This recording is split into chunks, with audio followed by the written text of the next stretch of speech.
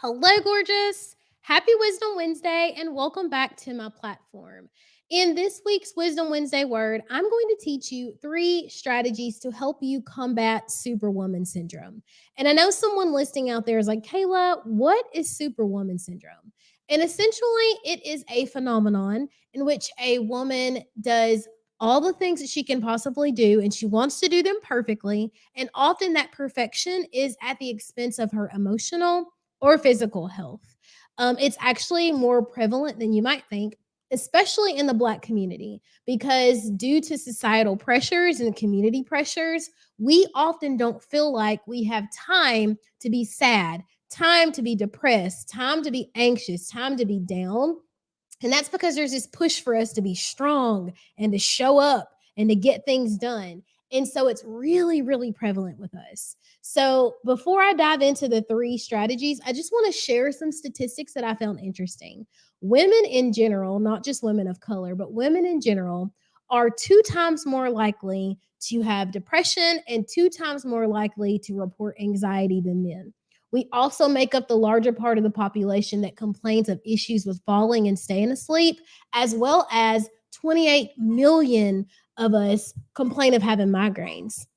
And all of those things are related to stress. Y'all can hear my doggy down here. All of those things are related to stress often and basically being put through the ringer. And so some of the symptoms that you might demonstrate if you have Superwoman syndrome are irritability, feeling like you're constantly tired, feeling overwhelmed, feeling like you're burning the candle at both ends, um, feeling like there's too much to do in a day. And so if those sound like similar symptoms, there is a quiz that you can take to see if you have Superwoman syndrome or if you have some of those symptoms. Shoot me a message or drop quiz below, and I will send you the quiz so that you can check it out. But right now, let's just dive into some strategies to help you start working your way out of this, okay? So, first things first, I want you to schedule 30 minutes to an hour a day that is just time for you. And I know y'all are already got your face turned up, but the truth of the matter is, you have got to start scheduling in your time to make sure that you have something to pour from that cup that you keep emptying out. Okay. You have to. And so, whether that means that you set your alarm 30 minutes earlier than you've been setting it, so you're awake before everybody else in your house wakes up, or you set that alarm for 30 minutes in the evening, and after everybody else is asleep, you get your time in then. It doesn't matter. You need to get some time in for you. During that time, you can do yoga, you can meditate, you can listen to a guided meditation, you can do some breathing exercises, you can do a gratitude journal, you can do whatever it is that you need to do. Just make sure you're getting some time in for you.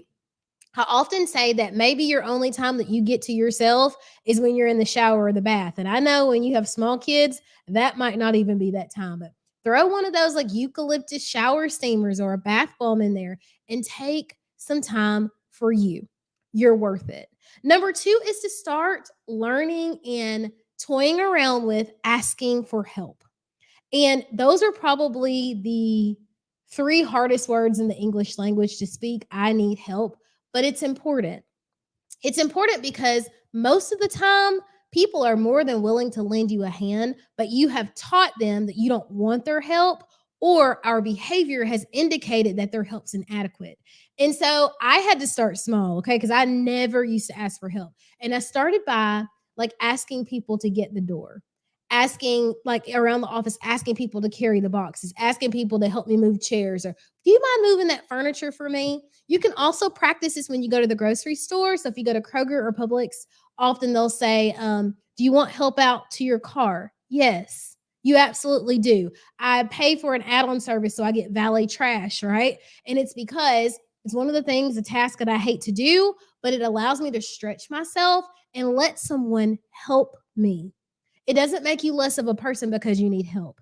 In fact, it frees up time so that you can get to some of those other tasks that you actually want to do. Okay. So find little ways that you can start to help, ask for help.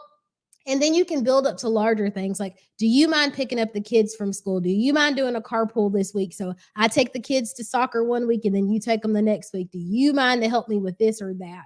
And if people say no, that's okay.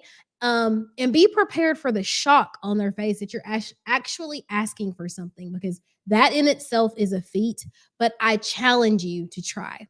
Lastly, I want you to be eating whole foods and getting your steps in. So, one of the things that we do as Superwomen is we want to be the president of the PTO. We want to be the corporate mom. We want to be the best mom. We want to be the soccer mom. We want to go to the gym. We want to get our nails done. We got to be slim and fit. And the reality is, lots of times that overloads your plate, right?